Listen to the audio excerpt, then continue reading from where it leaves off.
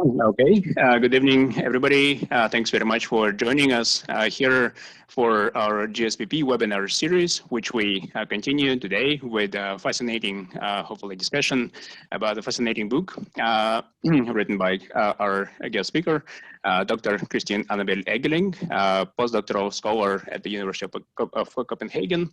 I'm also joined here by my colleague, postdoctoral scholar at GSPP, Dr. Zhanibek Arynov, who will be serving as our discussant, and myself, I'm Aziz Burkhanov. I'll be chairing this session.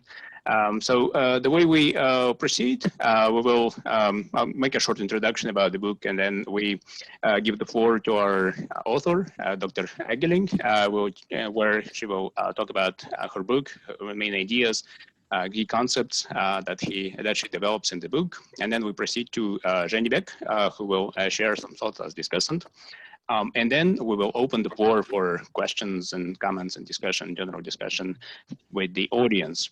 So I guess we will get started. Just a couple of technical remarks. Please save your questions. You may type them in the using the chat functionality of this Zoom session. And we will be sure to cover those questions in the Q&A session. Otherwise, you may also use the raise hand functionality. That would work too. But ideally, perhaps I would probably encourage everybody just to type their questions in the chat window. Also, please pardon us if there is any technical issue with the video sort of streaming. Hopefully, it should work out well, but in case it doesn't, please bear with us. We may have to maybe turn the video sometimes, but hopefully we will not have to do this. All right, without further ado, I guess we will shift the gears a little bit and start get our session started. First and foremost, it is a great honor and pleasure again to welcome Dr. Kristin Eggeling to our session. Kristin spent some time at Nazarbayev University at the Graduate School of Public Policy as visiting scholar, and I'm delighted to see. I guess I was at that point observing how the project was developing, and it's again, I'm very delighted to see the final product, because I know that this project was being developed for a while, and it took quite a bit of effort from Kristin. So again, I'm very happy to see the final version of this project. The book talks about very interesting concepts, because bringing together questions of, well, national identity, nationalism, but also how all this projects to the question of nation branding. In other words, how a country wants to project itself, what kind of message country wants to send to the outside world, and how, in practical terms, this is translated into the areas of education, sports, tourism, and Kristin studies two very interesting, similar, but also quite different in some ways, cases of Kazakhstan and Qatar. And there's very insightful research of nation branding policies in both countries in terms of promotion of education, sports, tourism, and other areas. So I think it's again, it's a fascinating study, which I encourage everybody to check out. So, and we will be delighted to hear from the author, from Kristin, how this project was developing, what were main issues, challenges, perhaps, and what are main conclusions, and most importantly, I guess, being in the public policy school, policy implications. So, what can we all learn from this efforts? What are the key implications for practitioners? So, I think that would, I guess, make this session a lot more interesting, a lot more practice-oriented, I guess, in that regard. Okay, and then we also have Zhanibek, who will also offer an insightful discussion of the book. Again, having studied, having studied the book in detail. Okay, so without further ado, I guess I'll give the floor to our guest speaker, Dr. Kristin Eggeling from the University of Copenhagen. So please, Kristin, floor is yours. Thank you so much, Aziz, and thank you to Aziz and Zhanibek for inviting me to speak with you. And it's very nice to almost be back at NU. So I spent a couple of months almost one semester at NU, and especially at the Graduate School of Public Policy in the spring of 2016, which already is a shockingly long time ago, but this just kind of shows you that in academia, things work very slowly from time to time. So this project, this research project that I was developing as my PhD project from 2014 to 2018 has just gotten published now. So with academic research, we sometimes have to be very patient. Congratulations also to all of you. Nazarbayev University just turned 10 years old, which I was very happy to see and was kind of following a little bit because it's also one of the case studies of the book.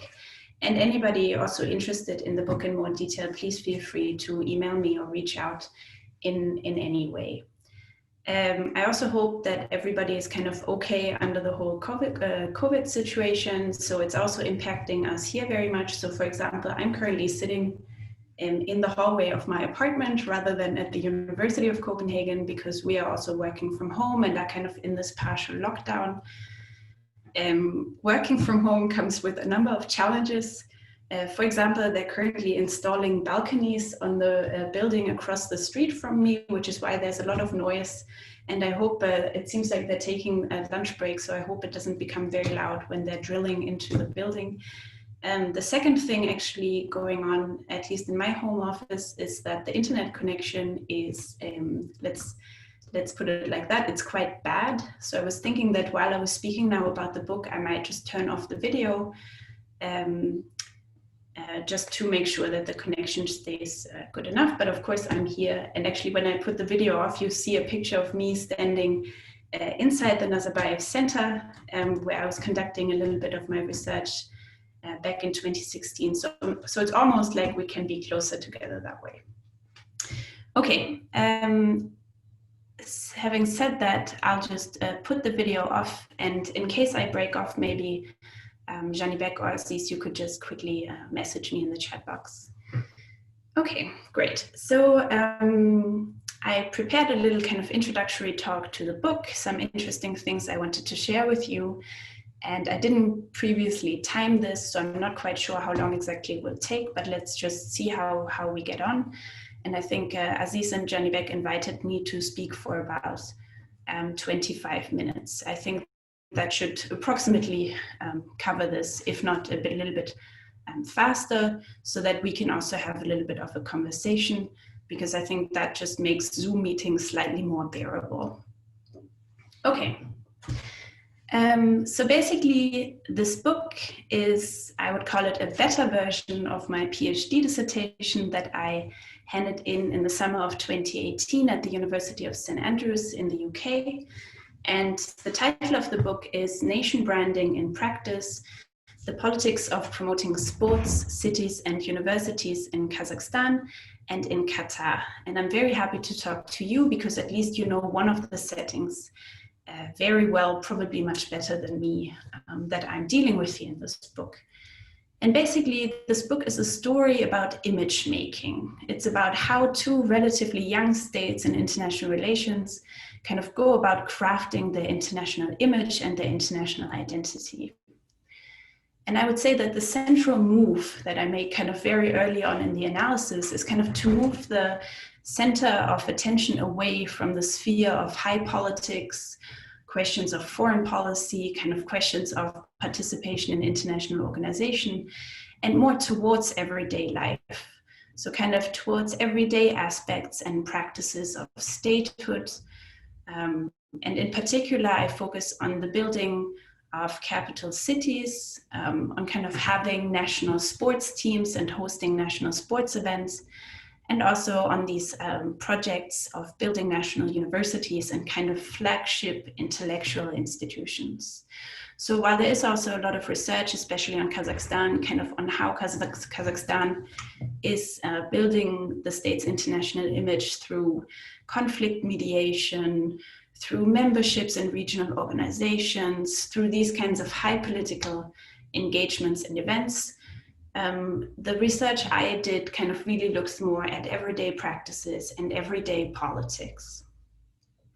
So I'll just give you an example of this.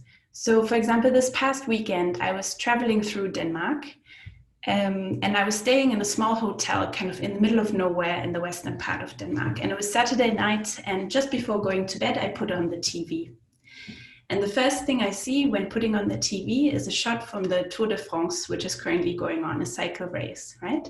And the first thing that comes up on the TV screen is kind of a cyclist in a very light blue jersey reading Team Astana, right? And we see the cyclist as he kind of fights himself up a steep slope, trying to win the race. And the Danish commentator kind of in the background is explaining the strength of the team and where the team is coming from and how long the team has been part of the international cycling scene. And kind of from a political sciencey perspective, there are multiple ways to approach something like this. And the main lens kind of taken in the existing research linked to such questions of how do countries promote themselves internationally and why, is always primarily looking at economic indicators. So kind of this idea to making your country known internationally, it's about attracting investment,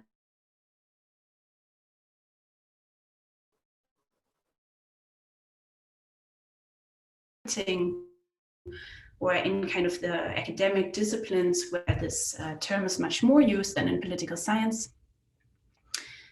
So kind of as this idea of a selling technique. But what I'm doing in this book is basically to adopt a different lens. And rather than asking, is nation branding working? Are these investments actually worth it? Which is a conversation maybe we could have in relation to your interests in public policy. The question I ask in this book is much more international relationally. So I ask, how are such practices, for example, of sponsoring an international cycling team, involved in telling a story about the state? And what kind of stories do practices like this tell?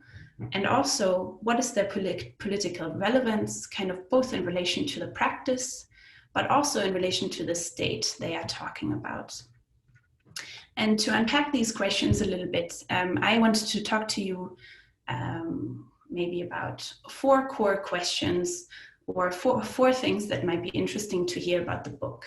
And the first thing is about how I researched this, so kind of the process of researching the book. The second is about the content of the book, probably the main part of what I want to talk about in the next couple of minutes. Then maybe a little bit of a surprising thing, or kind of the curiosities of doing this research, and then end with what the core message is. Okay, so the process kind of researching and writing this book. At the very outset, the book is kind of a combination of 2 of my passions, let's put it this way. The first one is a more professional one, which is in general that I was very interested always in political communication. How do politicians talk, but also how do states talk? Who talks to whom? What do they talk about? And the second one is more of a personal passion maybe, which is about storytelling, that I was always very interested in kind of like how are stories made and how do narratives work in societies, in binding people together, in creating political communities. And I actually think the best research projects for all of you who are students are kind of made when we combine our passions, because then we can make sure that we will actually stick to the project. Next to passions, this research project really came out of a coincidence, which was after sorry, I'll just switch off something on my computer so it doesn't keep beeping or anything, which came a little bit out of a coincidence, because I was looking for a job when I was finishing my university degree. And my first job after university brought me to Qatar and to Doha, the capital there. And basically when I was there, this was in 2012, 2013, I saw a lot of things happening around me. I think within 1 week, I went to a football match by Bayern München, a German football team. I visited Georgetown University, their branch campus. I went to an art exhibition by Damien Hirst, a very famous British architect, and I started thinking, what's going on here? Why are they investing so much in these international prestige projects, in bringing all of these big names to Qatar, in pumping so much money into building all of these big international attention-grabbing projects? But then at the time, I was also considering going back to university and doing more research. And this is kind of where the second coincidence happened, which is I had previously studied in the UK kind of a degree in area studies, comparative area studies between the Middle East and Central Asia. And I was then really interested in kind of pursuing this idea of studying why do states invest kind of in prestige projects. And I thought actually a very nice way to study this would be comparatively, which is where the comparison with Kazakhstan kind of started emerging, because very similar things are happening here. Lots of investments in trying to get international sports events. As you know, lots of investments in the education sector, which ended in projects like Nazarbayev University. And also obviously lots of projects and investments into the urban development sector and the complete resettlement and rebuilding of the city of Astana. So kind of the skeleton of a research project was emerging. And then actually researching this book kind of took me around the world. So I was very lucky in actually doing international relations research by traveling around. And I spent one semester in Doha at the Gulf Studies Center at Qatar University and a couple of months at GSPP at NU. And here, the first PhD students, I was kind of, while I was doing this research, also part of the mission of the university, which was very exciting because I was kind of becoming part of the thing I was studying, right? Which sometimes in methodological terms we call participant observation, which was very interesting. But it was also a great way to kind of get access to colleagues, to knowledges, and to networks in Kazakhstan and in Astana especially. And as you maybe all would also agree with, research is also a social thing, so it's just nice to be surrounded by people, and I was very lucky to be surrounded by very nice colleagues at NU. Okay, let me tell you, kind of move on a little bit to the second thing I want to talk about, which is really the content of the book. And I know maybe not many of you had a chance to look at the writing yet, but I hope you will in the coming days and weeks. But the book is really kind of focused on two core research questions. And the first one is, how are nation branding practices involved in the production of state identity? And the second one is, how are these practices politically important? Why should we care about them if we're interested in politics, or in my case, especially international relations? And to unpack these questions a little bit, I'll tell you a little bit about the academic background of the book, the structure of the book, the cases, and then move on kind of to the findings and the core argument. And if at any point later on you would like me to repeat any of these things, please say so. So the first thing to say here is that the book is really written within the discipline of international relations, which is a discipline interested kind of in questions of broad international relevance. What characterizes the relations between states? Why are some actors powerful and others not? What does power even mean? But it is also a quite theoretical discipline. So it's very interested in concepts.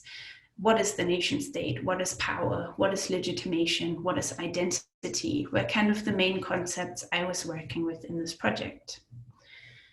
And of course, I'm not kind of the first person to look at this. As you know, in academic research, we always stand on the shoulders of other people. And also in the context of Kazakhstan, for example, there is a growing scholarship on what one scholar has called Kazakhstan's exceptional preoccupation with transnational image making, or what another scholar has called, in the context of Qatar, Qatar's concerted efforts of multifaceted branding to leave its mark on the international map. So various other people have kind of looked at also these two states doing things in order to become internationally known. Now, the structure of the book is basically that it works in 3 parts. There's kind of a theoretical methodological thing in the beginning, and then there's 3 case studies, and then there's a little bit of a discussion in the end, similar really to a dissertation, which of course it is based on. Again, I think I make a central move early on that is unlike most of other research kind of into this question, because what I really focus on also as the comparative element is not so much the 2 countries, but it's more the practice. So what do they do, right? And how can we kind of trace across different empirical settings how images of the nations are produced? And kind of understanding nation branding as a practice, which kind of goes together with this development in IR theory, we might call the practice turn, is this idea that rather than looking at specific structures or actors in international relations, we look at what things are actually done, what things do people or states say and do. And this kind of links back also to what I was telling you in the beginning, that what really got me interested in this project was seeing an identity being built, seeing something with my own eyes being performed in front of me, and getting interested in trying to understand what is happening here. Good, so we have the focus on practice. But of course, even though the main comparison is not so much between Kazakhstan and Qatar, so anybody really looking for a deep regional comparative study between the countries, it is part of the book, but it is not the main analytical focus. But of course, the focus on the 2 countries is also not random, right? And there is a lengthy discussion in the book that kind of justifies why I'm looking at these 2 countries, because they're not very obvious sites for comparison in kind of a international relations or comparative politics perspective. They're based in different regions, different geographies, different histories, different cultures, vastly different population sizes, different political systems. But as I'm arguing there's a comparability on the practical level, meaning they're doing many of the same things. And there's also what we could call kind of common political background characteristics. So, and I focus on a number of them in the book. So the first one would be that both of the states are kind of colonial creations that got independent in the second half of the 20th century. They are actually both kind of small states in their neighborhoods in relation to the geographical neighbors around them. They're both resource-rich rentier states that are looking to diversify their economies through specific policy choices like investment in the education sector. In terms of regime type, even though Kazakhstan is a republic and Qatar is a monarchy, they both have kind of centralized political structures. A lot is organized around this idea of having national visions. And finally, they both kind of work or have a political structure that is focused on a strong national leader. And of course, this book was written kind of in the Nazarbayev era, and who of course has stepped down from office since, but it was kind of focused especially on the years from the early 2000s up until 2017, 2018. Now what is more and interesting from the branding perspective is that both of these countries I'm looking at here are relative newcomers to international relations. And both of them are in their own way struggling with either being little known in international relations or kind of misunderstood. So they're kind of caught in this, either there's a little bit of a knowledge vacuum about what the country stands for, or there's a certain element of misrecognition. And of course, in the case of Kazakhstan, the example that comes to mind is the Sacha Baron Cohen film Borat from the mid kind of 2000s that almost hijacked the Kazakhstani national brand because there was a little bit of an international knowledge vacuum. Now, kind of in this newcomer perspective, both of these states are kind of investing in the same policy sectors to put their names onto the international map. And just to repeat, the book kind of looks at the sports sector, the urban development sector, and the university sector. But this was really a focus that only developed through the research project. So I didn't go in thinking I will look at these things, but it was more through coming to the countries and to seeing what was happening that I decided to focus on these. Now, moving on kind of to this, what I call in the book, the triad of nation branding practices. So these three policy sectors that I look at. Now, different scholars of nation branding say that nation branding can be something that's done cosmetically or institutionalized.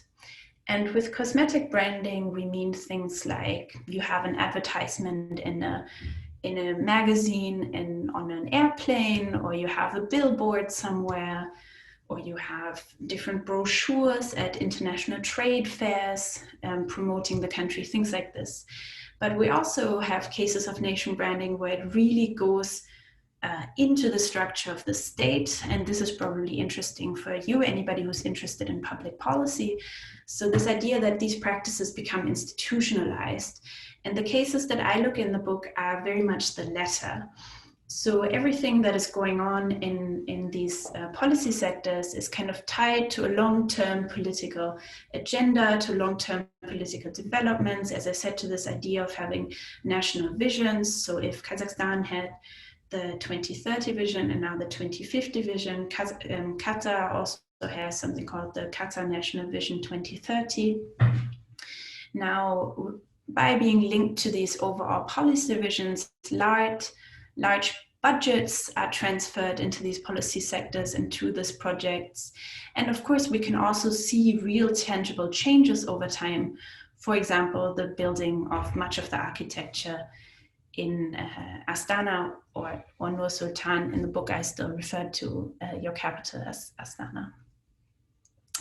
And then the book kind of talks through these three cases, and we can maybe talk more in detail about any of them in the discussion if you like. And the first case is the sports sector. And here I especially look at kind of the formation and the development of the Astana Presidential Sports Club, which Team Astana, the cycling team, is part of, and the Kazakhstani bidding for the 2024 Winter Olympics. And in the case of Qatar, I look at, of course, at the 2022 FIFA World Cup and kind of the stories surrounding that event and the investments surrounding that event. The second case of the book then looks at the two capital cities, Astana and Doha. And here we see a lot of similar dynamics. So large parts of the cities are built and constructed, designed by international architects, and not just any international architects, but really the creme de la creme, really famous names, Norman Foster, for example. We also see in both of these cities entire kind of like rebuilding of landscapes. So we have the river landscape in Astana or the waterfront in Doha, real kind of engineering to make the city appear in another way. And you also see in the architectures of both of these cities, and maybe some of you have been also to the Gulf cities, that they kind of draw on a very similar international visual language. So kind of the classic glass and steel skyscrapers, but also every once in a while, like a very idiosyncratic building, like the big shopping mall tent in Astana, or different buildings that look like specific things in Doha.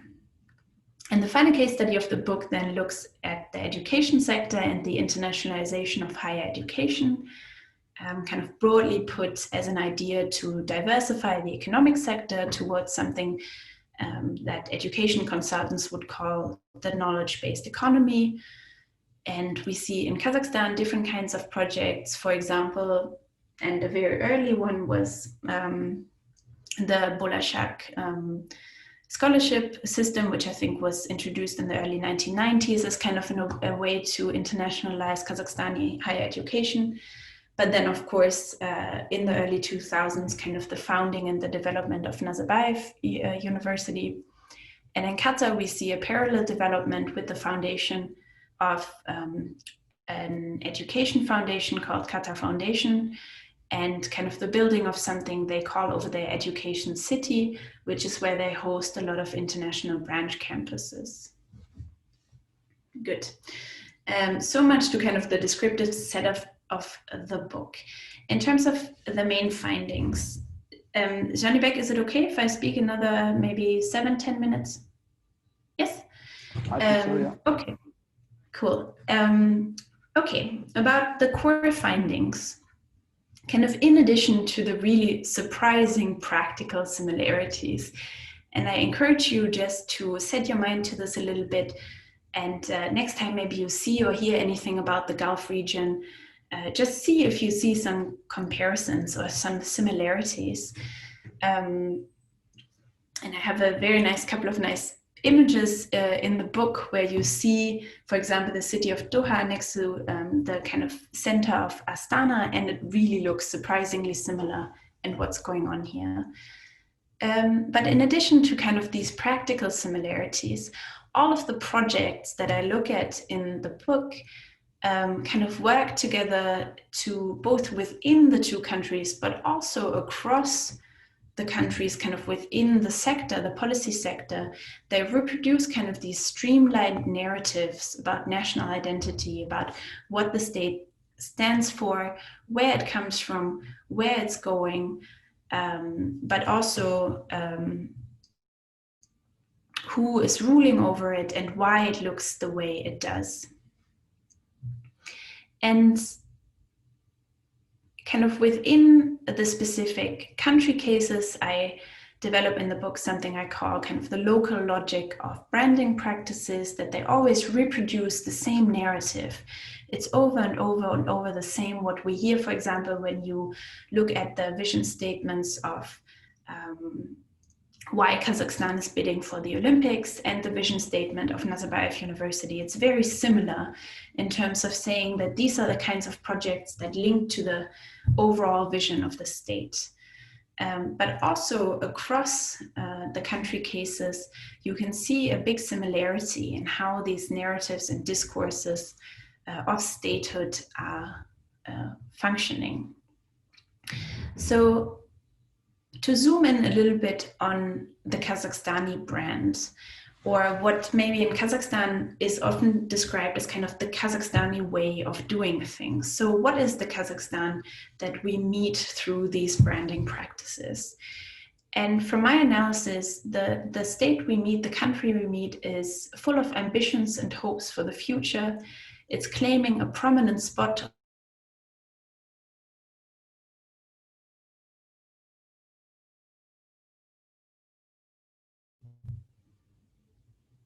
Yes, I'm back.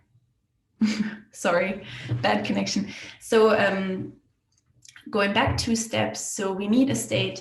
The Kazakhstani brand is kind of this idea of a state full of ambition and hopes. It seeks a prominent spot on the global map based on its geographic location. If you kind of branding projects according to the geographic discourse, it's very interesting. You hear a lot of things like Kazakhstan is the bridge between East and West. It's the heart of Eurasia, right? These kinds of narrative tropes of geographic locationing. There's a story about a country that is internally stable and prosper. It is led by kind of a benevolent political leadership. It is independent, professional. It's on the path for additional political reforms. And this is interesting for you. It is also young and progressive and kind of led by young people that look towards the future. And the focus kind of in the overall narrative is very much on Astana as kind of this hub that is kind of pulling the country forward. Maybe a little nice anecdote here. When I was applying for my research visa to come to Kazakhstan, I was sitting in the consulate And while I was waiting to get the stamp for my visa, there were flyers lying out in the consulate that had a building, a photograph of the kind of central architecture of Astana and the Baytarek Tower, and then it said Astana, the capital of the 22nd century, right? So it's these kinds of repetitive narratives that we find all over this material. It's very similar in Qatar. Qatar is kind of branded as a stable state in a region of conflict, something that has gotten increasingly important in the last couple of years. It is united and prosperous, it is oriented towards the future, but also holding its heritage very dearly. And also there's this idea of being a geographic and ideological bridge between different parts of the world and different religions and different civilizations. So in kind of the overlaps between what we see in one empirical context and the other is that these kind of nation branding practices that I look at in the book at the same time point to sameness and to uniqueness. And that sounds kind of contradictory, but let's look a little bit closer. Because they point to sameness at the international level, which is this idea we too have to have a world-class university, or we too have to have an internationally successful sports team. We too have to participate in what it means to be a successful state internationally. But they also point to uniqueness. So for example, in the case of Kazakhstan, Kazakhstan is not like any of the other stans. Similar to in the case of Qatar, Qatar is different from the other emirates, right? So we see kind of a strategic narrative move of what you want to be associated with and what not. Kind of maybe in international relations, we would call that a significant other. What is also happening in all of these practices is that they simultaneously point to the past and to the future. So it's very important to kind of highlight ideas of cultural heritages and kind of safeguarding distinct national ways of doing something. But also there's this ambition towards the future, ambitions for transitions, both politically and economically. And a lot of the sense making in these practices is very future oriented. And then finally, what really ties this together, or at least from a practical perspective, how we can compare elements of international politics, is that across all of these sectors and both of these empirical cases, what happens is that the same kind of narrative tropes show up over and over again, and thereby kind of monopolize the discursive sphere and really tell one central story about the state over and over again. And we would kind of call this maybe in the discipline that they produce and reproduce a certain interpretation of statehood, of nationhood, of identity.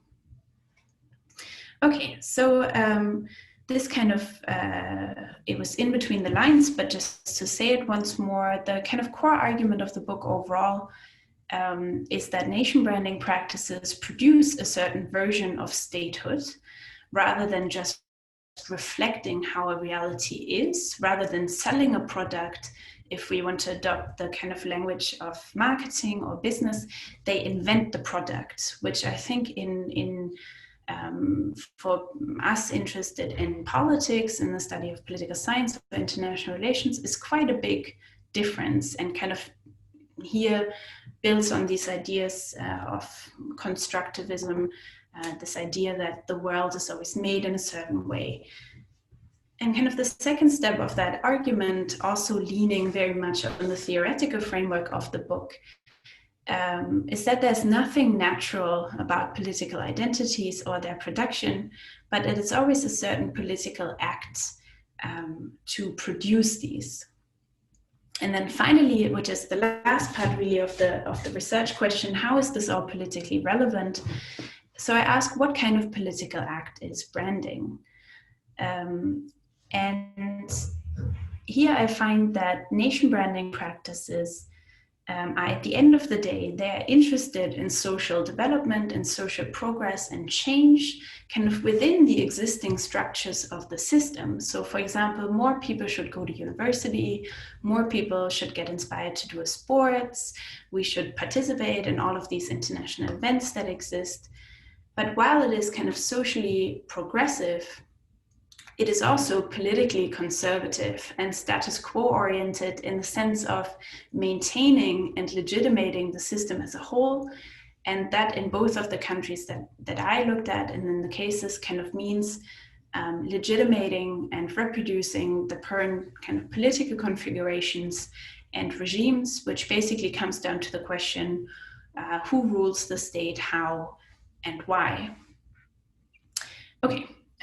So this was kind of all of the more conceptually, theoretically heavy part of what I wanted to say, and I think I've been speaking for a shockingly long time. So maybe I can just say a few more things on what I thought was really surprising on what I learned. And I think to just put it very shortly is that a lot of these things, you know, nation branding practices, they're often kind of like put away as being superficial, politically non-salient, and, you know, not very deep in their message. But actually they are. So for example, if you look at the public discourse and international discourse also surrounding the city of Astana, there's a lot of myth.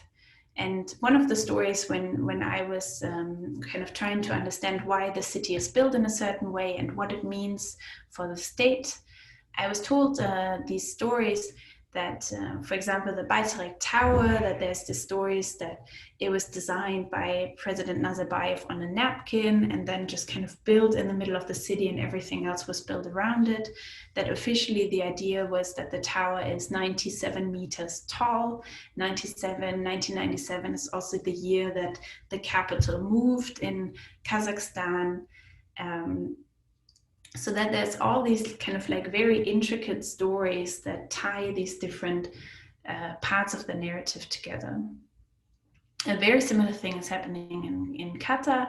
If you look very closely, so for example, if we take the 2022 World Cup, let's see if it will happen, because now the world obviously has a new challenge as well, and the current pandemic. But for example, the final match of the World Cup is supposed to be on a specific date in December, which happens to be the National Day of Qatar. It's supposed to be hosted in a stadium with the name of a very rare desert flower. So even maybe at first look, a lot of these things might not look to have a deep cultural, historical significance, is that there's actually a lot of layers to these practices and to the stories told about them. And that when you look very closely at these different instances I look at in the book, is that you actually learn very much about kind of the deep meanings of what it means to be that country and which parts of its histories and culture is kind of part of the official narrative of the state, which was really what I was trying to unpack. Now, I'll kind of end on what I think are the core messages of this book. And I actually think they kind of overflow a little bit of the specific case studies that I look at here. So on the one hand, what I just said, kind of that nation branding campaigns and practices, they're not apolitical, they're not to be ignored by scholars of politics, but they're actually very layered and complex narratives about social and political identity. And they kind of weave themselves through all of these different policy sectors and thereby become very powerful because they're suddenly everywhere. And I urge you to maybe just pay attention to this and see where different conceptions and similar conceptions of what it means to be Kazakhstani, or for example, it's the same here, what does it mean to be Danish or European or German or French or anything? How is this reproduced? Like, how are we being told a story of what it means to be part of our national community? which is really why it might be important to look at this everyday level of politics. Now, the second thing. Sorry, somebody has the microphone on, but I can just keep talking. I would kindly ask people to turn off their microphone if they're not speaking. Thank you. Thank you. It's just the last thing I want to say, which I think really goes beyond this, and which is something for all of us to consider, just because we live in a world where we have like 24-hour news cycles and we're constantly bombarded with messages from both from corporations, but also political actors about some sort of messaging, trying to grab our attention, trying to influence us, that there's really often more to a political slogan than meets the eye. So in my case here, nation branding efforts, they may look like simple slogans, but they all have a history, they have a social and a political position. And what we should really take away from this at the very end, and also as students and scholars of politics, is that we should think kind of critically about simple slogans, both in everyday life, but also in international politics. So this is probably most of what I wanted to say, and it's been very long, and I also see you posted some questions here. So I think it would be great if we could have a bit of a conversation kind of for the rest of the time of this meeting. And I'll try to put the camera back on. Thank you so much. Thanks very much, Kristin. Yes, indeed, some people posted some very interesting questions that we will also address in the conversation. But before we proceed to the conversation itself, I would also like to invite Zhanibek to maybe give some more insightful comments as a reader of the book. And then we open the floor for general discussion. Zhanibek, please. Thank you very much, Aziz. And thank you very much, Kristin, for presenting this wonderful book. I think, and I need to tell the story behind, I think. Me and Kristin, we studied together in the same university, the same department. We did our PhDs with the same supervisor, and I'm more or less familiar with how this project started, evolved, and now I'm very glad to see that we have this wonderful book, which makes great contribution to the academia, especially to Central Asian Studies. And I remember discussing all these things back in 2016, 17, and for us, for many of us who live in Astana, maybe for those who study at the university, for instance, the thing that you were talking about, kind of our ordinary life, right? We see the Baytürk Tower, for instance, every day. And personally, me, I never paid attention to any kind of the symbolism behind, or kind of the narratives behind of all these buildings. I mean, we just take it as it is. And after kind of discussions, and after reading this book and then the previous chapters, I started kind of looking at the things a bit differently, especially in the context of Astana. And now I'm luckily based at Nazarbayev University, and one of your chapters is about INU, and also kind of also being an observant and observing the life or the world that you live in.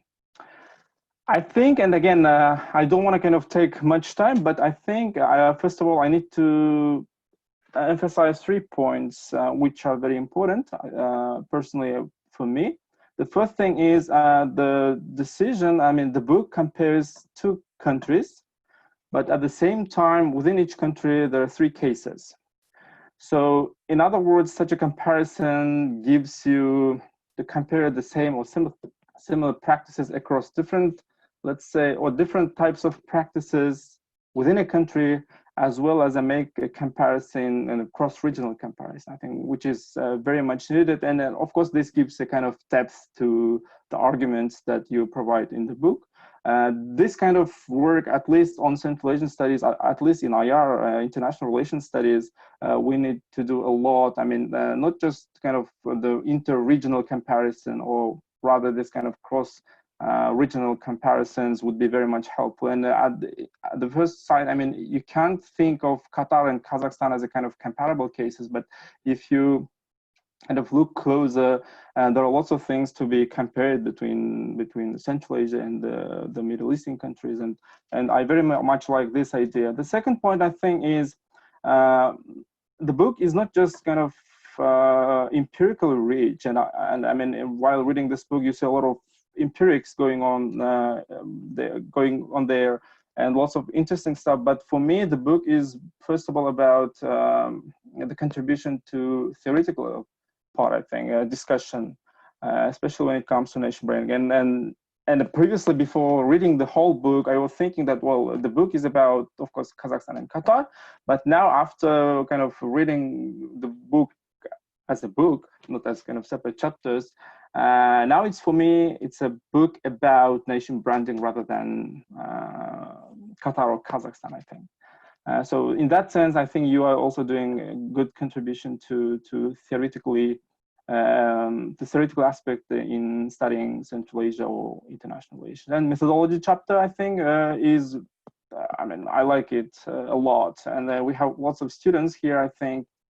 And the problem, or not problem, but issue sometimes we face, especially in IR, while reading this kind of qualitative research, the majority of authors or maybe publishers, they don't kind of pay a lot of attention to methodology.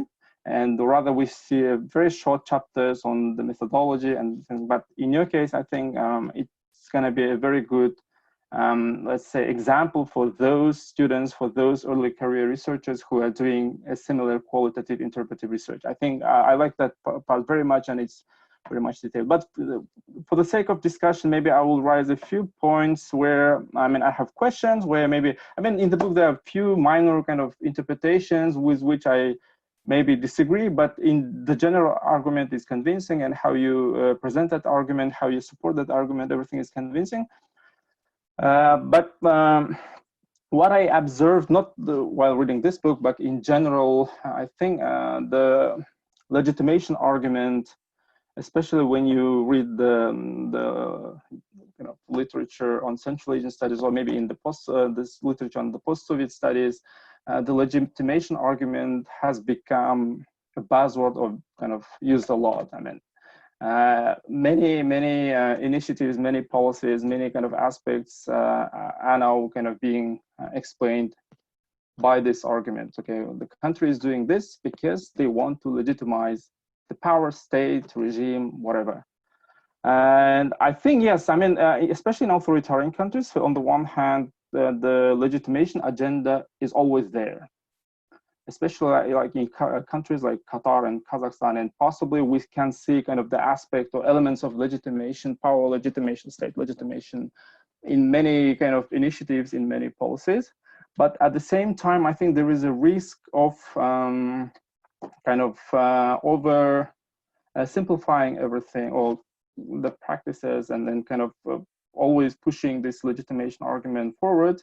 And this, in some cases, could be a bit misleading, I think, and especially in some cases, for instance, where in practices, for instance, where legitimation is not the kind of the first or the most important aspect or kind of things. So my question is, how do you deal this, and to what extent you disagree with this kind of my subjective observation? And the second point, maybe I will just skip a few points.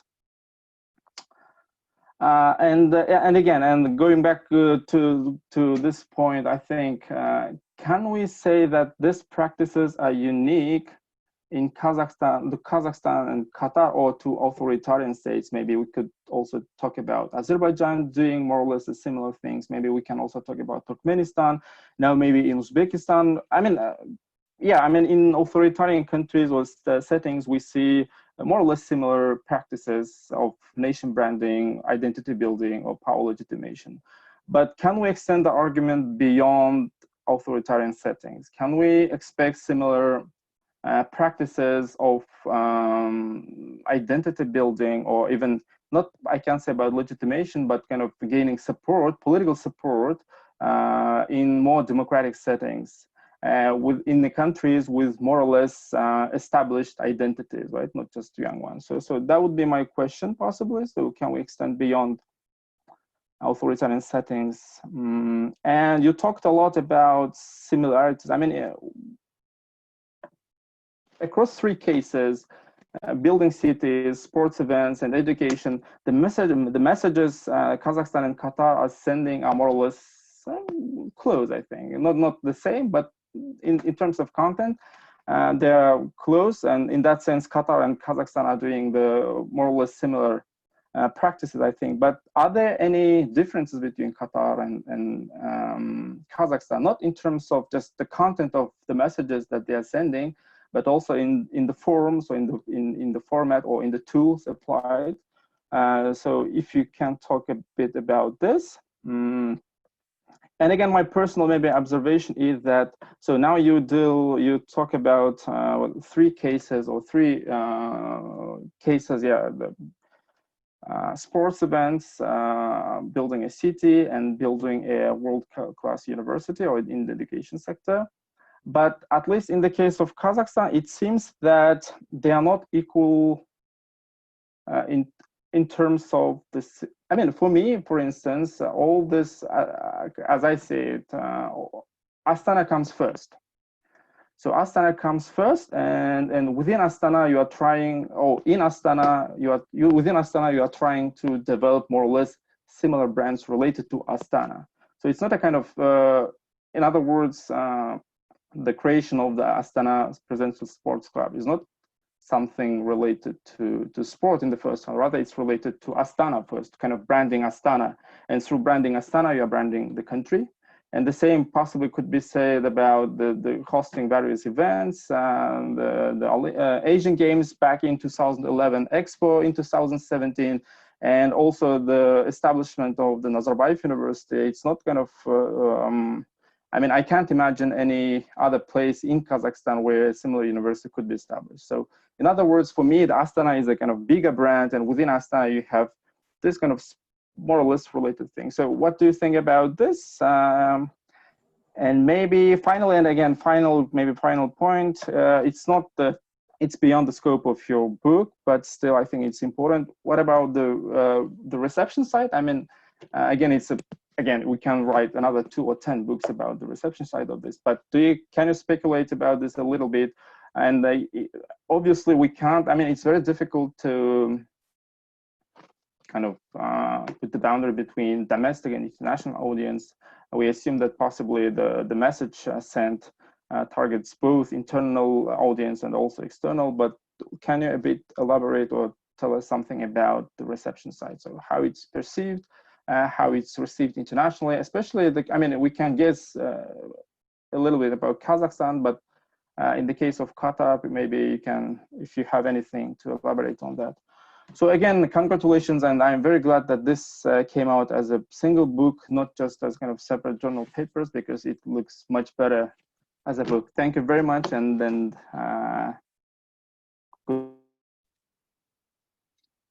Thanks very much, Zhanibek.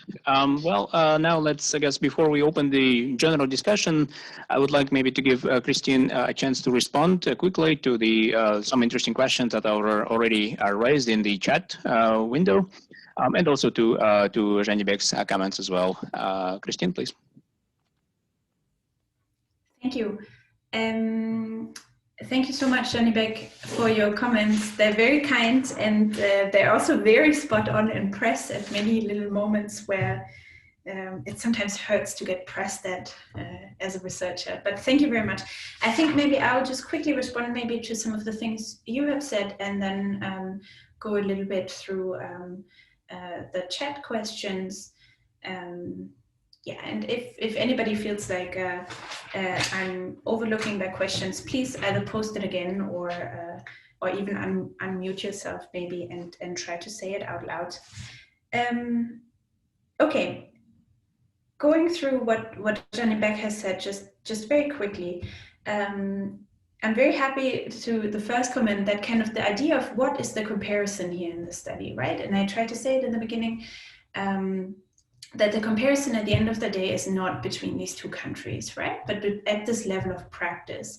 And I actually think that this is a really interesting move, that these newer developments in international relations theory, kind of this focus on the practical level of how international politics is done, makes possible, that I think is very interesting and very, very undeveloped actually in the international relations literature. So if there's any students here kind of looking for dissertation topics, I think a study into any international relations practice, especially in the context of, for example, Kazakhstan or Central Asia or other states that remain very much on the margins of the discipline, would be very exciting. And I would love to see those kinds of papers and discussions. And then some of you in the chat have also asked if maybe some of the parts of the book can be shared. And I said something about this earlier to Aziz and to Zhanibek, who will say this further on to you. But it's true, Zhanibek, that you say the book is also very theory heavy, very concept heavy. And I kind of tried to preface this a little bit in the beginning when I was saying that this discipline is at the end of the day a very theoretical one, and it might actually be a bit different in the field of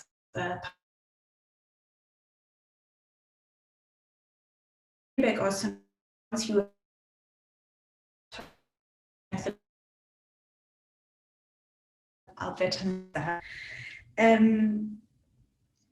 the legitimation argument is kind of into the intricacies of the theoretical argument to build in the book, which is kind of this idea that nation branding practices can, or I conceptualize them as kind of being part of legitimating a certain interpretation of statehood, and through that legitimating a certain goal. And in the literature, kind of soft authoritarian, which also is another similar comparability. Yes, I'll put the video back off again so you can maybe hear me better. But Zhanibek asks, is legitimation the main aspect? And please correct me if I your correctly. And often with these practices that I look at in the book, I also make a disclaimer somewhere where I kind of say the main purpose of these practices is not necessarily branding. That it's all about image making. No, it is actually also about, as I said, kind of social education, urban development. They're kind of political ends in and of themselves. Done, and the stories that are told about them also to that's in the first place, right? So for example, the stories, why do we need a place? Why do the stories told around them say a lot about the broader kind of like national narratives that exist. So the main aspect, the main goal of lots of these projects might not be image making. They in and of themselves, like, you know, you are students and feel something is happening, something is going on. But at the same time, it is also contributing to this idea of the Kazakhstani state. Zhanibek asks, are these practices these two, or even to these two regions? These are just the empirical settings, or I came to analyze them. I have I think a very nice quote from one of my I currently work with at the University of Copenhagen, who of saying we always to make methodological choices when we engage in a research project. And she puts it very nicely. She says, reality is always larger than the number of questions we can ask of it, right? So we always have to make some sort of, let's say, limiting decision. And the decision that I made was to focus on these two countries. And actually you brought up Azerbaijan, and while I was doing this research, a lot of people I was also interviewing, I interviewed maybe 150 people for this project, right? So they would always say, yes, but what about Azerbaijan? What about the Emirates? What about Saudi Arabia? Like all of these other things. And I just had to be very diligent and say, thank you very much, but no, thank you, it's too much. because at least also the students and everybody else knows that research is often also about doability, right? You have to have a doable project. But I do think that this is actually a very exciting suggestion for a future research agenda. And I would love to do a project or see others do a project where we look into these practices of branding in, for example, an authoritarian or soft authoritarian context or a democratic context, because I think we will see differences. So maybe just to give one example that makes a very quick appearance in the book, in the sports sector, we, for example, seen in the last couple of years among the European states kind of a reluctance to host these big international events because they are first and foremost very, very expensive. So we have seen kind of reluctance, I think, by the city of Oslo, but also by cities in Austria and Germany, that they said, we love football World Cup, don't want to host it because it's such a big investment. And then what's happening in Europe increasingly is that, for example, these big international sports events are being split up between different countries. Which then, of course, doesn't contribute so much anymore to the country brand, but in the case of the European Union, to the European brand and identity narrative, which you could possibly argue is also part of a political communication strategy. But I think that would be a great way to further extend the study. Now, maybe on the question you asked about differences and about kind of this idea that Team Astana really stands for Astana, and kind of that in the case of the Kazakhstani brand, the capital is such a catalyst, or it kind of like ties a lot of the different projects together. I think that's super interesting. This just means that research is never done, and you always learn new stuff, even when you're presenting a piece of writing that's basically published and done. But this is maybe this idea that in the literature, at least in geography, people would call like synecdoche. So a part can stand for a whole.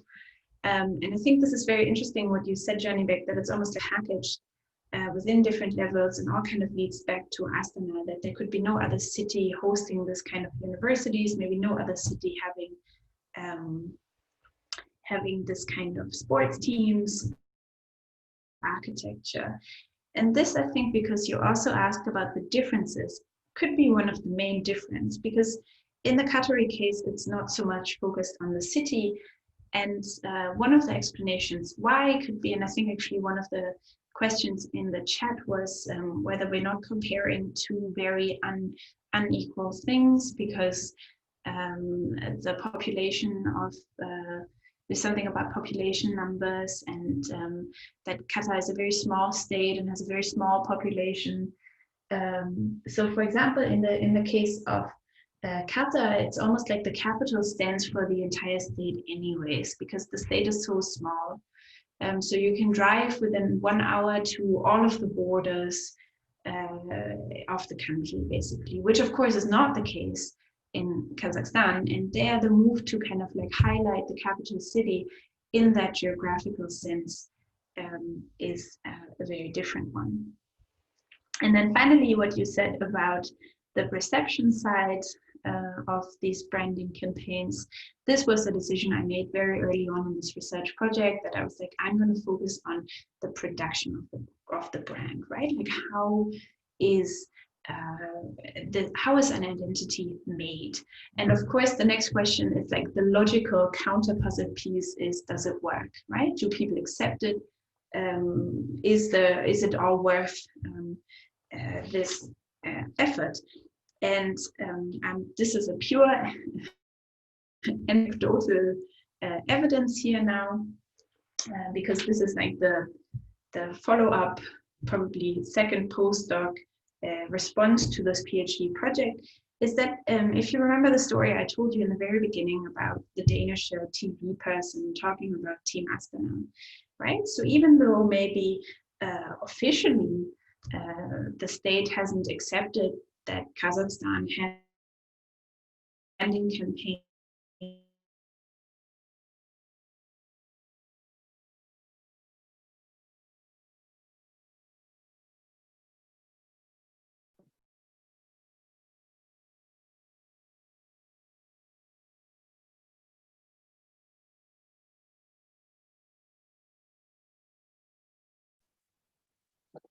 Looks like we're experiencing a connection issue. Kristin?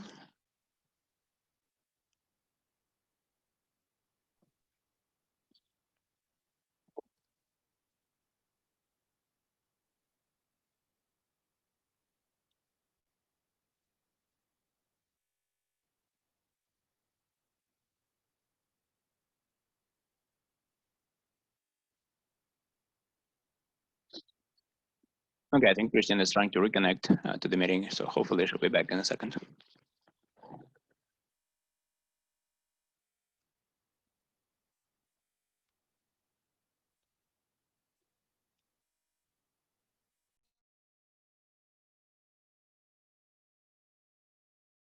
I'm so sorry.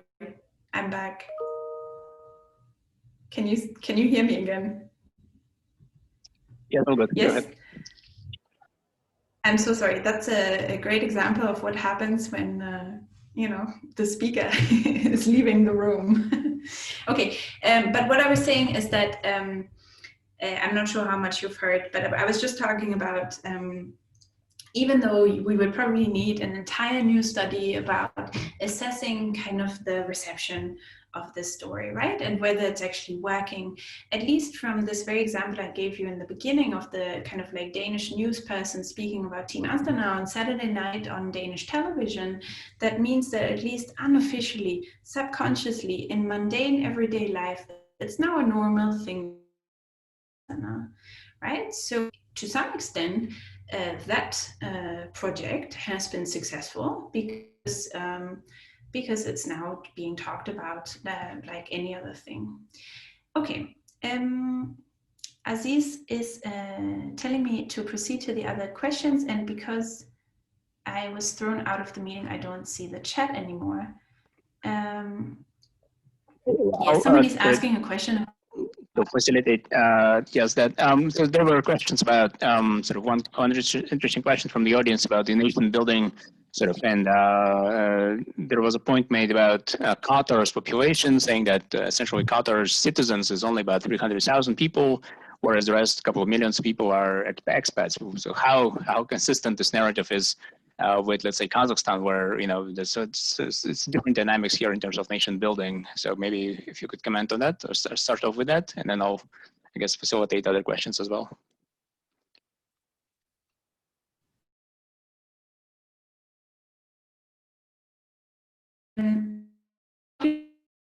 Yes.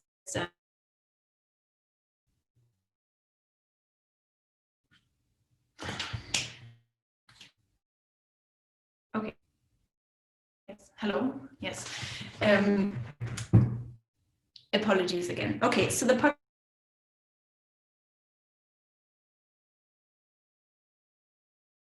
the sheer side entry. I think the time when I was finishing the research had 2 million residents, but residents here means registered in the state with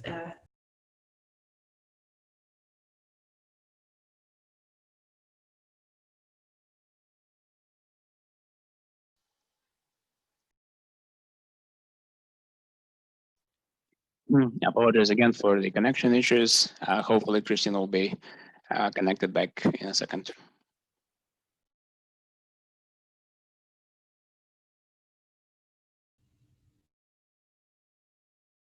out again. I would suggest if the connection breaks down again, that I would just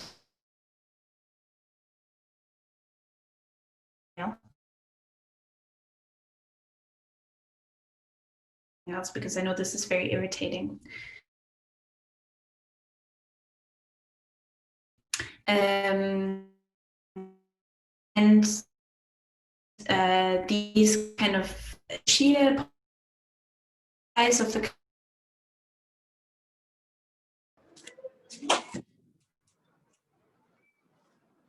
all narratives and these projects are very much geared towards the national population in the sense of the 250, 300,000 odd Qatari nationals.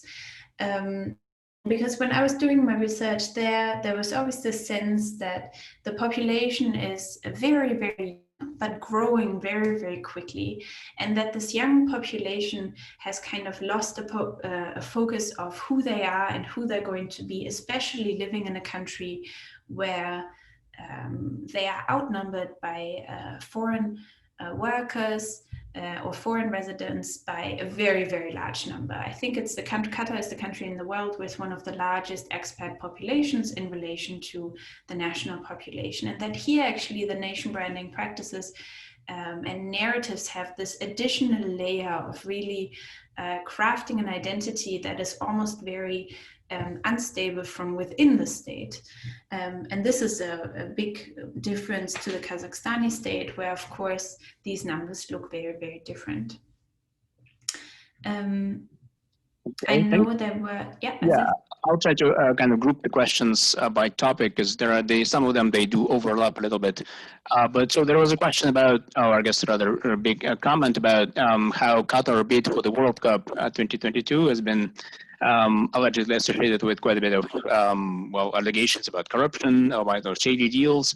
And there's also somebody else asking a question of how, I guess, what factors may undermine all this sort of ambitious nation branding campaign. And so I guess, a question here would be, well, so the country has this ambitious program for nation building, and yet, if you do something wrong, you might as well jeopardize all this effort. So maybe, if you could maybe share some thoughts on this, what can be done wrong possibly with this kind of program? Yeah, thank you. Very excellent questions. And I saw there was a comment about corruption also, and about the fate of the migrant workers in the Gulf also, which are very, very serious topics, which I do in this project not directly reflect on and engage with, but which are to be taken very seriously and actually very, very problematic. So in terms of, and I think that we can take the cut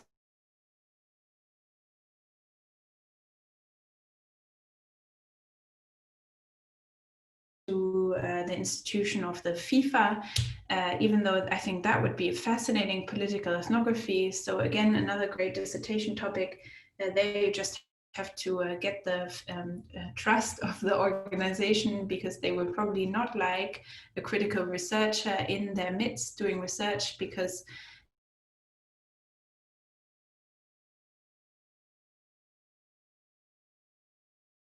in terms of being unfair and corrupt. And I think here, I can't speak to what exactly happened here, but corruption allegations were for against Germany when it was bidding for the World Cup in 2006. So let's just put it out there that I would be very surprised if there was no corruption in this case either. It does not, however, directly kind of speak to at least the academic puzzle here, but of course the wider social setting of this case. Thing I think we have to say about the conditions of work migrants, because for example, the World Cup is such a massive infrastructure project. What I was saying earlier is that a lot of European states where arguably the population has a bigger pull towards the government, are saying, no, we don't want these projects because it's going to cost us so much money and we're going to need to invest so much in infrastructure and actual manpower. So what's happening in the Gulf is that most of these football stadia, for example, or the metro or the hotels to support these kinds of events are built by migrant workers. And the Qatari state is also trying a lot of corporate social responsibility strategies, also linked to the nation branding campaigns. For example, with the World Cup, and this is discussed in the book too, they have this project called Worker Welfare, where it's all about how they promote the well-being of the migrant workers. But I think it is fair to take a very critical view of these kinds of projects and ask how much does that really do. I think very interestingly, just in the last couple of months, the Qatari state has done something which is quite unprecedented in the Gulf region, is that it has abolished its labor rights, it has reformed its current labor system. So they used to have this system called kafala, where you had to get an invitation from your employer, and then your employer, if you would arrive to Qatar, would take your passport and would basically control your movements in and out of the country, which was one of these main criticisms against the Qatari state in terms of how it was treating its international expatriate workforce. Now, this system has recently been reformed and actually been abolished in Qatar. And sometimes when I was doing this research over the last couple of years, people were always kind of jokingly saying to me, oh, this is so interesting, so you should just start advising the government on how they should communicate to the international community. And for example, this thing that they now reformed, this labor law, is one of the things where I would have said, if I was a consultant to the Qatari state, this is something you should communicate to the international community. This is something you should make part of your national brand, because that actually matters, right? But unfortunately, I wasn't asked. If you have another question for me, Aziz, maybe we have. Yeah, I think there's maybe a few more minutes for a question. And there was a question in the chat about policy implications of your book, and I guess the question is asking specifically about sort of in terms of soft power, cultural diplomacy, and so what's the impact, so to speak. And here, I guess, to connect this question with broader discussion about policy implications. So, is this working? All these efforts are worthwhile for global promotion. And here, I would like to maybe add my own sort of quick aspect of this question. So there is obviously a message that is being sent by the governments of Kazakhstan and Qatar and other countries, how a country wants to be perceived. But sort of, at the end of the day, it was also interesting to see how it is actually perceived. And I think you may remember this something that we talked when you were here about the projects that some of NU students did, where, again, Kazakhstan is trying to portray itself as a very, developed and kind of tech-savvy, advanced country. And then tourists who come to Kazakhstan quite often, sort of Western tourists, come for more of a, sort of ethnic kind of tourism, to ride horses, to spend a couple of nights in yurta, to, do this kind of more of a ethnic tourism, which has little relevance to the message that the country is trying to push forward. So I'm just, it would be curious to hear your thoughts on, after this research is done, sort of what do you think about these policy implications, effectiveness of this nation branding, and eventually, what if there's a discrepancy between messages that, how a country wants to be perceived and how it is actually perceived? Thank you.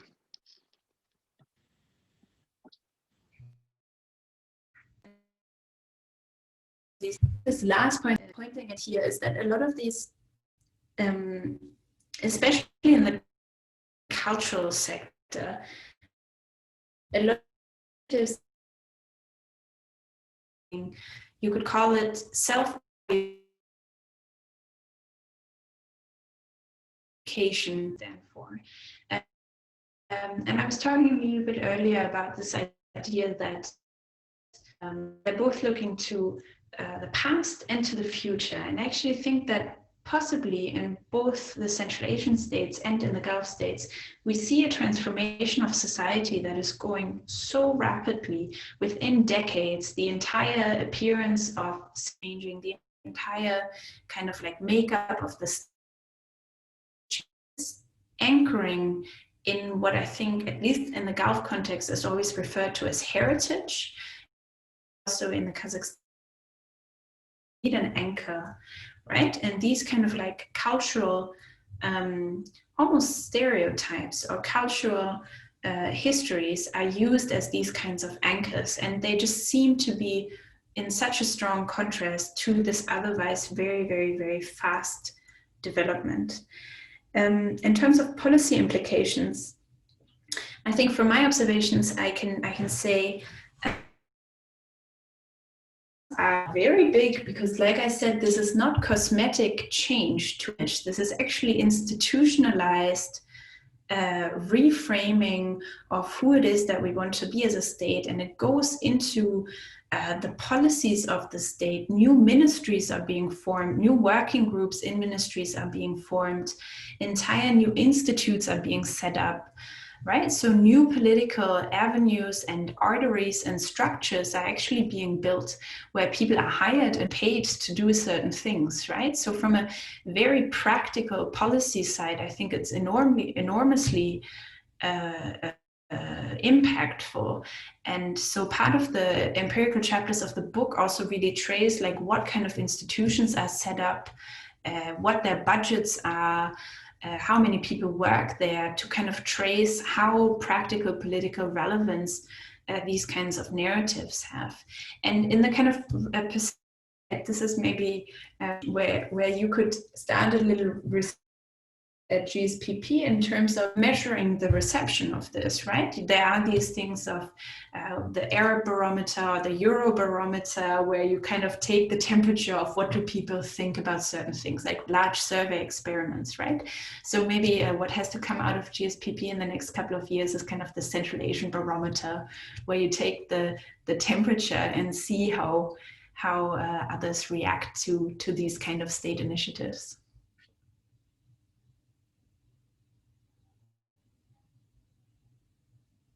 Okay, perfect. Sounds like a great suggestion. Let's open the floor, I guess, for questions from the audience. Maybe somebody has a question that they want to ask in using a microphone. Yes, that would be very nice. Any questions from the audience, please?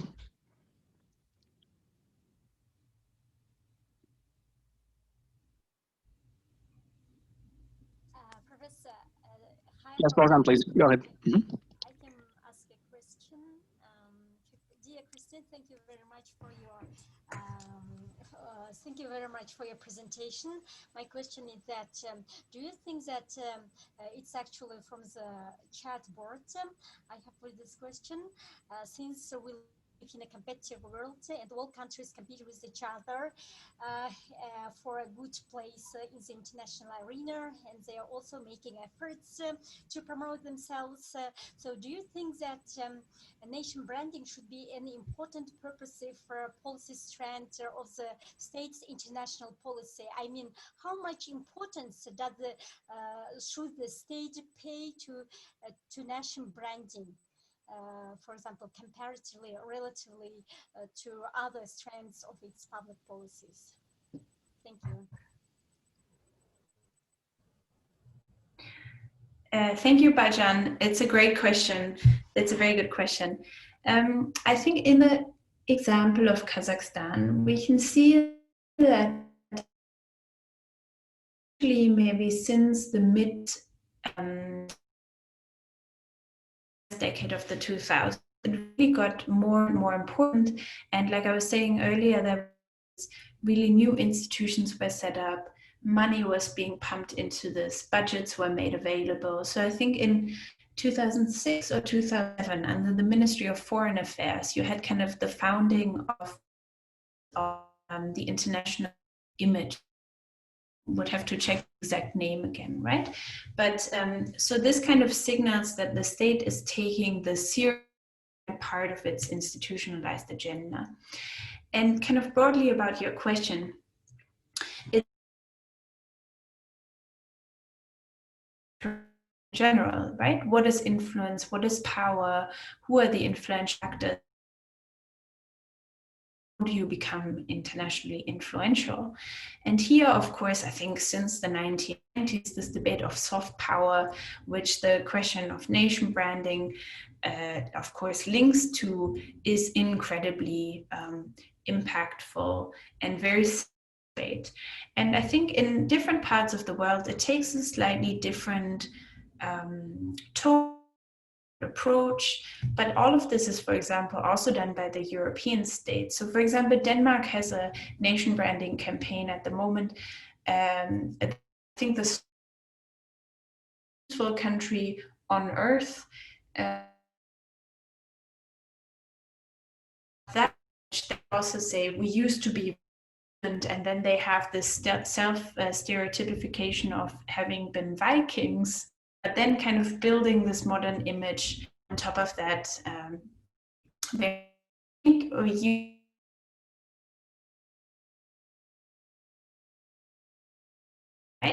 this idea there is this international competition for power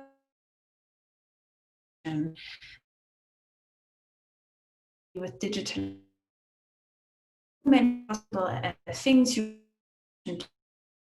and strategy book, and we're talking about having attention. And of course, in a world increasingly saturated and loud and digital, what you do has to be outrageous almost. You really have to do something that nobody else is doing. I think kind of the main message again of the overall project, a little bit critical of these things. And yes, we should maybe ones who scream the loudest, but then look very closely at what it is they're actually doing. Thank you. Okay, very good. Maybe let's take maybe one more question and then we can wrap up. Any final questions to Kristin? I think there's somebody who's raising their hand. Maybe I see. I don't. Yeah. Yeah. Okay, not anymore. No, it's me. Hello again. Oh, Okay. please. Go ahead. Oh, good evening, dear speakers, dear participants. Thank you so much for the kind invitation to take a part in such an amazing webinar. It's been a great honor. So, good regards, warm regards from Pan-Ki-moon Institute for Sustainable Development. My name is Bibinaz, and I have one more question to the speaker, Kristin. What will be the perspectives of a nation branding for the case of Qatar and Kazakhstan after this COVID-19 pandemic?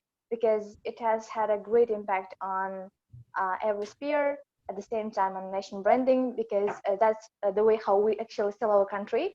But after such a big global crisis, everything will not be the same again. So I would like to know about your opinions on the future perspectives. Thank you so much. I hope you could hear me well. Or shall I repeat my question? That's pretty good. Kristin, are you with us? Thank you very much. No, heard it. Thank you. Yes. Thank you. No, Bibina, thank you for joining. I think this is the question that all political scientists and I ask, and everybody will be asking. Historic moment really impact anything.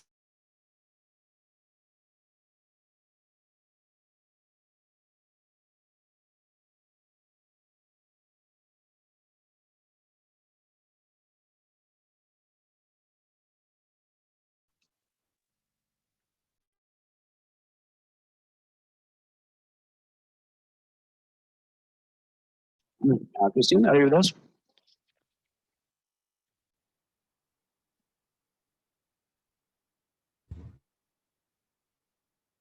She's kicked out of the meeting again. Sorry, Kristin, I think we may have missed most of your answer. So in very brief form, could you please maybe, again, very quickly respond to that? Hello?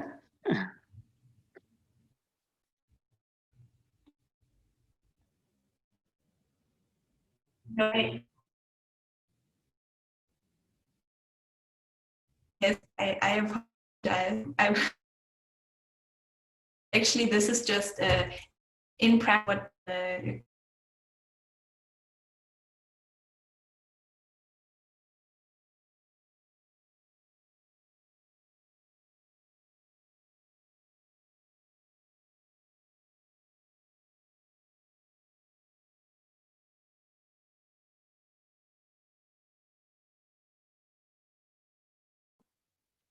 Okay, I think we may have lost Kristin again.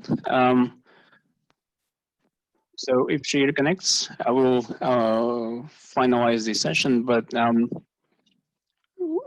the meantime, I guess thanks everybody for joining the session in the evening. Thanks for a great discussion, and apologize for the technical glitches that we had. Unfortunately, well, technology doesn't always work the way we expect it to do. So again, please accept our apologies for the technical issues. But otherwise, again, thanks for being with us. Thanks for this session. And again, well, too bad Kristin is disconnected, but I encourage you, I guess everybody, to check out the book. It is indeed a very insightful, fascinating study of both Kazakhstan and Qatar's nation branding efforts in sports and urban design and education city. And yes, it does have a chapter about NU itself. So again, it is a very interesting, very fascinating study. I would also like to thank Zhanibek for serving as a discussant today. And again, very good to see this cluster of scholars emerging out of St. Andrews. So I think that's again a very good observation as well. All right, maybe final remarks. Aisha, you have a question or comment? Aisha Mukasheva, please. Sorry, I have no question. I just wanted to say thank you for such a great session. Thank you very much. And again, apologize for the technical glitches. On that note, we can probably wrap up here. Thanks again, and hope to see you all in the future webinar series of GSPP. Thank you. Stay tuned. Thank you, Aziz. Thank you, everybody. Bye-bye.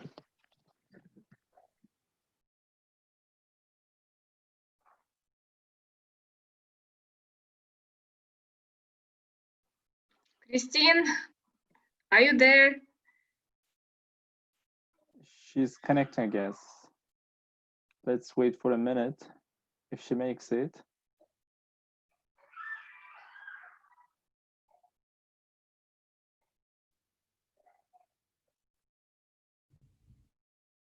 Zhanibek, can you hear me? Yes. I'm so sorry. More or less. Okay, I'm so sorry. No, it's better. Now Please, it's better. Can you please tell everybody who had another question, they can just email me if. And yes, I apologize but I'm just constantly being thrown out of this meeting. The consequences of COVID-19, right? Yes, here they are. Yeah. Okay. Thank you, Tini. Zhanibek, thank you so much. Kristin, thank you so much. It was very interesting webinar. Yes, we've recorded this. If you want, we can send you the recorded webinar. Please do. If you want. Okay. Very nice. Okay, thank you. Kristin?